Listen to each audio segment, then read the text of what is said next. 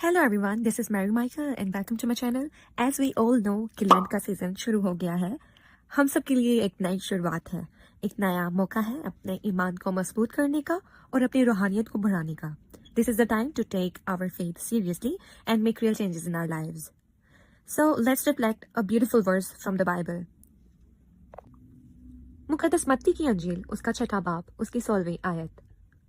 और जब तुम रोजा रखो तो रयाकारों की तरह अपनी सूरत उदास ना बनाओ, क्योंकि वो अपना मुंह बिगाड़ते हैं ताकि लोग उनको रोजादार जाने। मैं तुमसे सच कहता हूँ कि वो अपना अजर पा चुकी है। बल्कि जब तू रोजा रखे तो अपने सर पर तेल डाल और मुंह धो, ताकि आदमी नहीं बल्कि तेरा बाप जो पोशीदगी में देखता है तुझे रोजादार जाने। इस सूरत में तेरा बाप जो पोशीदगी में देखता है तुझे बदला देगा। आमीन।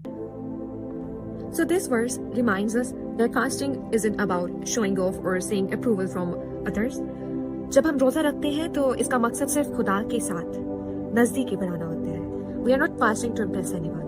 It's about doing it quietly with a humble heart, knowing that God sees our efforts and will reward us. इसलिए हम जो करें वो खुदा के लिए होना चाहिए, ना कि दूसरों को दिखाने के लिए। Let me tell you a story about a man named Mikhail. He was a successful businessman. He had everything, money, fame, and a comfortable life. But despite all of this, something was missing. उसका दिल खाली महसूस हो रहा था, जैसे कुछ कमी थी। He was constantly running after the next deal, the next achievement, but it didn't bring him peace. एक दिन, एक बहुत मुश्किल रात के बाद, जब उसे जिंदगी में सब कुछ बेकार लग रहा था, मिकाइल ने फैसला लिया कि वो कुछ बदलेगा।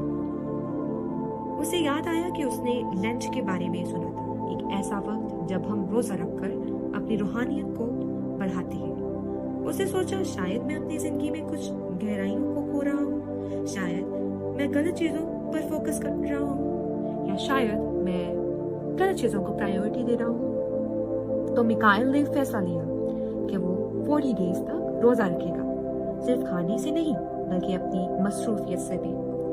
उसने किसी को नहीं बताया, क्योंकि ये दूसरों को दिखाने के लिए नहीं था। पहली दफा मिकाइल ने अपने फोन, अपनी मीटिंग्स और अपने बिजनेस प्रेशर को साइड पर रखा और खुदा को प्रायोरिटी दी। उसने अपना वक्त दुआ में और बाइबल पढ़ने में और अपनी जिंदगी पर सोचने में गुजारा। मगर पहले कुछ दिन मुश्किल के थे।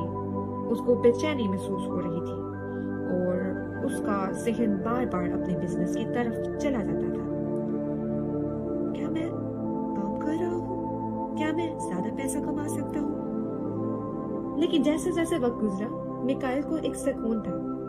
मिकाइल को एक सुकून का महसूस होने लगा, जो उसने कभी महसूस नहीं किया था। ऐसा लग रहा था कि जैसे उसका दिल किसी चीज से भर रहा हो, खुदा की मोहब्बत और खुदा की हाजिरी से।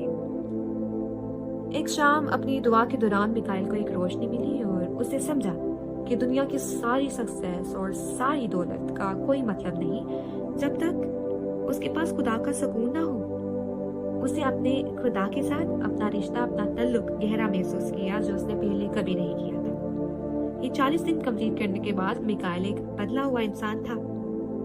अब उसे दूसरों को अपने आप को साबित करने का या ज्यादा गोल्स चेस करने का कोई शौक नहीं था।